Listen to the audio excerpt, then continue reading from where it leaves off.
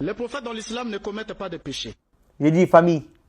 J'ai suivi cette partie-là. Et puis, la personne qui allait poster ça là n'a pas mis le deuxième morceau du cola. Donc, on va écouter d'abord le pasteur qui a comment pour lui. Et puis, après ça, là, écouter la réponse. Les prophètes dans l'islam ne commettent pas de péché. Mais les prophètes qui ne commettent pas de péché se répandent quand même des péchés qu'ils n'ont pas commis. Jusqu'alors, vous n'avez pas répondu à ma question. C'est ça qui est très triste. Je vous ai pourtant accordé juste d'en finir en intro. C'est-à-dire à votre première prise de parole, vous aurez pu pointer. Voici ce que dit le Coran ici, passage temps. Et le Coran attribue la qualité du Messie à Mohammed. Mais vous ne l'avez pas fait. Je crois que vous devez encore retourner dans les universités coraniques s'il y a lieu d'apprendre encore parce que vous voulez emmener une innovation. Et c'est grave d'attribuer la qualité du Messie à Mohammed alors que ni le Coran ne le dit, ni le part, ni les hadiths, ni rien.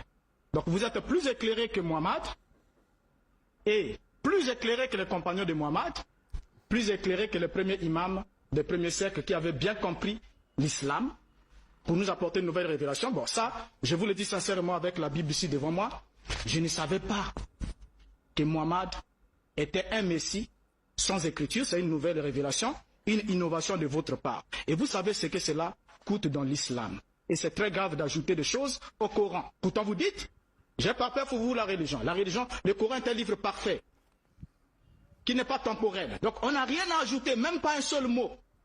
On n'a rien à retrancher. Et là, il n'y a pas un passage coranique qui dit que Mohammed est le sauveur de l'humanité, mais il n'est envoyé que comme annonciateur et avertisseur. Et j'aimerais que vous définissiez un peu ce mot, annonciateur et avertisseur. Annonciateur, qu'est-ce qu'il nous a dit? Personne qui prédit un événement, celui dont l'apparition indique une chose à venir. Mohammed était un annonciateur. Et qu'est-ce qu'il annonçait? Il annonçait la venue du Messie qui devait revenir pour sauver l'humanité de la main du Dajjal. Et avertisseur signifie qui avertit ou est destiné à avertir, à instruire, qui est apte à prévenir d'un danger, à mettre en garde contre quelqu'un ou quelque chose. Voilà ce que dit les dictionnaires, quel que soit celui que vous allez consulter. Voilà les titres, les qualités d'un annonciateur et un avertisseur. Et le sauveur, il nous a dit, c'est un titre en religion pour désigner Jésus-Christ, celui qui a sauvé les hommes, synonyme Messie, rédempteur. Donc sauveur, Messie, rédempteur sont des mots qui sont synonymes. Et aucun de ces trois mots ne peut être attribué à Mohammed. Je vous accorde une seconde chance.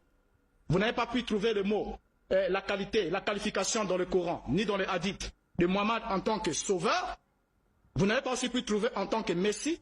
Je vous laisse au moins trouver en tant que rédempteur. Les trois mots sont synonymes. Si vous trouvez un passage coranique qui dit que Mohammed est le rédempteur de l'humanité, à ce moment-là, c'est la fin du débat. On n'aura pas de débat. Mais si vous n'en trouvez pas, moi je vous ai déjà lu les passages bibliques qui attestent que c'est Yeshua qui sauvera l'humanité. Mohammed n'est pas qualifié pour être le sauveur de l'humanité. Né dans le péché, il a dit lui-même, tout celui qui vient dans le monde. Vous connaissez le passage, si vous voulez que je vous le lise, je vais vous le lire. Parce que je me rends compte que vous ne maîtrisez pas vos propres textes. Il a dit que tout homme qui naît dans le monde, lorsqu'il vient à la naissance, Satan le touche au niveau des côtes. Il le touche. Et quand Satan le touche, il devient impur. Il dit, mais seul Issa, fils de Marie, n'a pas été touché à sa naissance par la main de Satan. C'est ce qui fait qu'il soit né parfait. Conçu dans la perfection, né dans la perfection, vécu dans la perfection. Et vous croyez avec moi qu'il est vivant au ciel. Et le Coran dit qu'il n'y a pas d'égalité entre les vivants et les morts. Celui qui suit un mort ou les paroles des morts, c'est fini. Mais Yeshua est vivant au ciel. Et pour aller encore, descendre encore pour montrer toujours les qualités d'un sauveur, que devait avoir un sauveur. Yeshua déjà dans les évangiles, Yeshua s'est limité, le Coran lui dit qu'il était un créateur en miniature. Donc depuis, pendant que, ça c'est dans le Coran, je ne vous parle pas encore de la Bible. Le Coran dit qu'il est le seul homme qui a pu prendre l'argile. Il a façonné un oiseau avec de l'argile. Il a soufflé et l'oiseau a pris vie pour prouver que la puissance créatrice était en lui. Mais ça, Mohammed ne l'a jamais fait une seule fois. Toute sa vie de la naissance jusqu'à sa mort, Mohammed n'a opéré aucun miracle qui dénote du surnaturel. Si ce n'est imposer sa religion par l'épée. Vous vous soumettez ou vous mourrez. C'est la loi de... Et donc, en fait, si vous écoutez cette partie-là, vous allez être tellement d'accord avec lui que vous allez dire que non, Moro là, il a tué. Moro là a fini ça. Mais je vais vous laisser écouter la deuxième partie que la personne qui n'a pas posté là ne veut pas que vous écoutez. Écoutez très attentivement, s'il vous plaît. Écoutez bien. Je disais à mon frère Mbota, ne prenez pas de liberté avec le Coran comme vous le faites avec la Bible. Un premier point. Tout ce qu'il est en train de dire n'est qu'une expression claire de son ignorance à la fois de la Bible et du Coran. Écoutez ce que dit le texte du Coran par rapport au miracle de Jésus. Coran chapitre 3, verset 49 jusqu'à 50. Et il sera, c'est-à-dire Jésus, le messager aux enfants d'Israël. Ça, c'est un premier point. Il n'a pas été envoyé à l'humanité tout entière. Il n'y a aucun verset du Coran qui le dit, et moins encore de la Bible. Il dit, en vérité, je viens à vous avec un signe de la part de votre Seigneur. Pour vous, je forme de la glaise comme la figure d'un oiseau. Puis, je souffle dedans. Et par la permission d'Allah, Monsieur Mbota, suivez très bien. Par la permission d'Allah, cela devient un oiseau. C'est pas par le pouvoir de Jésus, c'est pas par la permission de Jésus, mais par la permission de qui? De Dieu. Et Jésus disait, tout pouvoir m'a été donné par mon Père. Les miracles qu'il les faisait, comme le dit et même les apôtres dans Actes des Apôtres chapitre 2, le miracle il le faisait par la permission de Dieu, par le pouvoir de Dieu. Jésus n'a pas le pouvoir de faire les miracles, il est fait par la permission de Dieu, comme Moïse l'a fait par la permission de Dieu, comme Élie et les autres prophètes l'ont fait par la permission de Dieu. Ça c'est le premier point. Deuxième point, M. Mbota, quand vous parlez du retour de Jésus, je vous ai très bien dit, vous lisez un hadith, mais vous omettez une grande partie de l'hadith. Mais qui vous dit en islam que Jésus ne reviendra pas? Mais le problème c'est, que reviendra-t-il faire? Mais tu as lu dans ces hadiths que Jésus viendra pour briser la croix. Or la croix est l'expression séculière de l'église chrétienne. C'est-à-dire Jésus viendra pour nier, dénoncer, détruire, montrer que le christianisme n'est pas sa religion. Déjà dans la Bible, Matthieu chapitre 7 verset 21-22, Jésus dit, plusieurs me diront au dernier jour, n'avons-nous pas fait des miracles à ton nom? N'avons-nous pas guéri les gens à ton nom? N'avons-nous pas prophétisé à ton nom? Jésus leur dira, sortez, je ne vous ai jamais connu, vous qui commettez l'iniquité. Qui faisait des miracles au nom de Jésus? Les musulmans.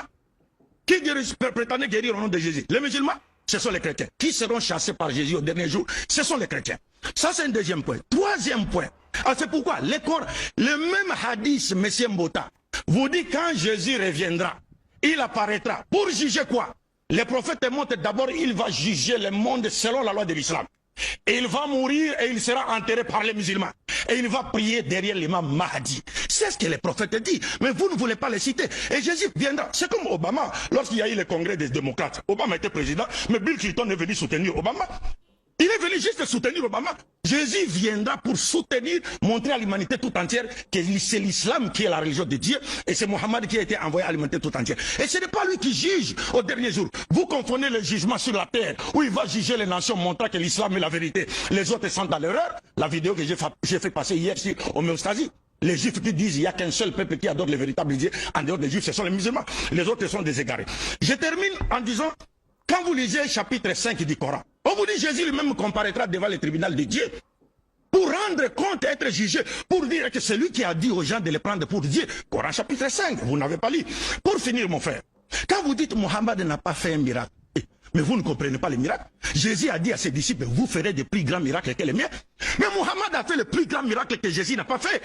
Aucun prophète de la Bible ne l'a pas fait. Parce que le plus grand miracle, c'est la transformation d'une société. Faire de sorte qu'une société qui vivait dans l'idolâtrie, le polythéisme, dans la dépravation totale des mœurs, cette société puisse sortir de l'idolâtrie, du polythéisme et de la dépravation totale des mœurs vers la connaissance du Dieu unique et vers les vraies valeurs spirituelles et morales que Dieu attend de nous sur le plan vertical et horizontal. Est-ce que le Christ l'a-t-il fait? Non. Le Mohammed a transformé sa société dès son vivant. Aucun prophète de la Bible, y compris Jésus, ne l'a fait dans la Bible. Si c'est le Mohammed. Voilà les plus grands miracles. Ce n'est pas les petits miracles de ressusciter, guérir. Où sont les gens que Jésus a ressuscités aujourd'hui? Où sont-ils? Mais voilà, le pays de Mohammed est là, régi par les enseignements de Mohammed. Montrez-moi un seul pays qui est régi aujourd'hui par les enseignements de Jésus. Mais il n'y a aucun pays, c'est ça. Qu'est-ce que vous comprenez par grand miracle? Ce sont des petits miracles. Que certains prétendent faire dans les églises en faisant tomber les gens, ils pensent que ça c'est un miracle. Non, voyez comment nos sociétés vivent dans la dépravation totale de mœurs. Mais si les gens avaient accepté l'islam aujourd'hui, Congo aujourd'hui se serait transformé moralement. Où est le pays qui a été transformé par le christianisme depuis plus de 20 siècles? Où est-il? Un seul pays. Montrez-moi un seul pays. C'est ça le plus grand miracle, M. Mbota. C'est ça le problème de frère Mbota. C'est-à-dire qu'il touche à des versets coraniques qu'il ne maîtrise pas. Vous voyez, il veut même de dire qu'on a présenté Jésus comme étant quelqu'un qui connaît ce qui se passe dans le cœur. Mais lui qui ignore même le jour du jugement dernier, qui ne savait même pas si l'arbre portait des fruits dans la Bible, il va connaître ce qui se passe dans le cœur déjà. Je vous donne un verset du Coran, Coran chapitre 34, verset 28. Écoutez ce que Dieu dit. Et nous ne t'avons envoyé qu'en tant qu'annonciateur et avertisseur pour toute l'humanité. Mais la plupart des gens ne savent pas, comme vous, M. Mbota.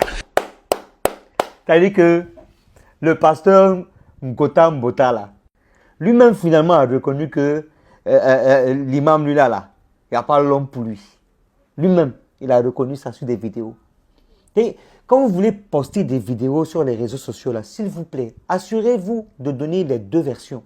Quand vous donnez une seule version, il n'y a pas de deuxième version, vous allez envoyer les gens dans l'ignorance.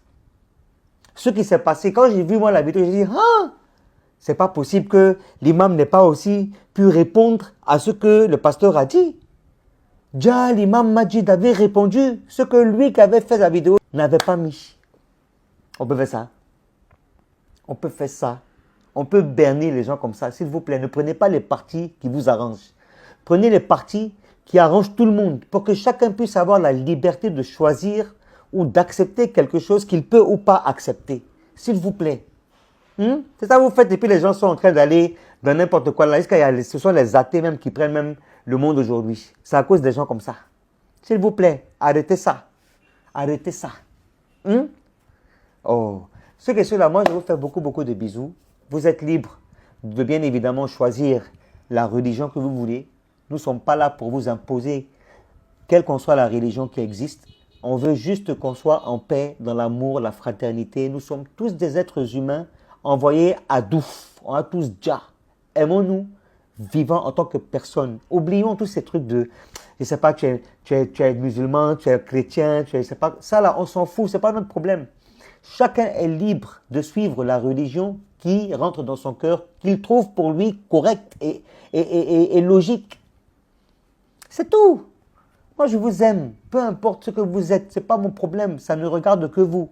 Chacun sera jugé seul. Je ne serai pas jugé à votre place. Vous ne serez pas jugé à ma place. Donc, évitons ces jugements-là.